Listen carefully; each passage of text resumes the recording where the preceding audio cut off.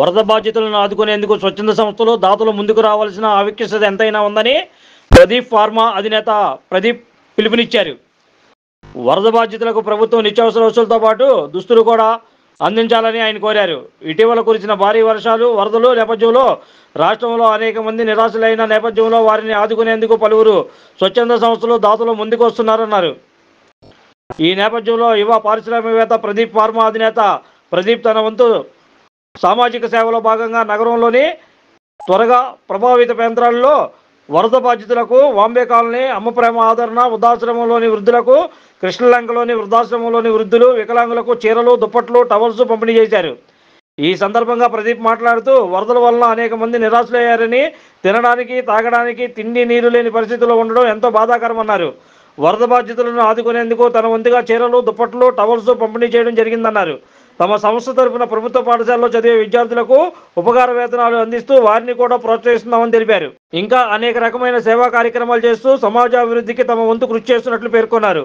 వరద బాధితులను ఆదుకోవాల్సిన బాధ్యత దాతలు, స్వచ్ఛంద సంస్థలపై ఉందన్నారు. ప్రభుత్వం కూడా వరద బాధితులకు నిత్యావసర వస్తువులతో పాటు దుప్పట్లు కూడా పంపిణీ చేయాల్సిన అవసరం ఎంతైనా ఉందన్నారు. హృదయం ఉన్న మనిషికి ఈరోజు ప్రదీప్ గారికి హృదయం ఉంది. ఆ హృదయానికి ఆసక్తి చెప్పగలుగుతాను. ఎందుకంటే మా మాతృదేవులు తీసుకొచ్చి ఇచ్చినందుకు ప్రత్యేకించి ధన్యవాదాలు. మరి వస్త్రం పరబ్రహ్మ స్వరూపం అంటారు. ఈ వస్త్రదాత సుఖీభవాను, వస్త్రదాత వస్త్రదాత వస్త్రదాత సుఖీభవ సుఖీభవ. మరి ప్రదీప్ గారికి దీర్ఘాయుష్మాన్ భవ, నిండు నూరేళ్లు సంపూర్ణ ఆనందం ఉండాలనేసి, అష్టైదతో తొలదిగా ఉండాలనేసి, ప్రతి ఒక్కరి పేదవాడి శాసనం ఇవ్వాలని, కుటుంబ సభ్యులు మంచి ప్రయత్నించారు, సమాజంలో మంచి భారతీయులు ఉండాలనేసి. జై Hind. Thank you very much అని నాకు చెప్పండి.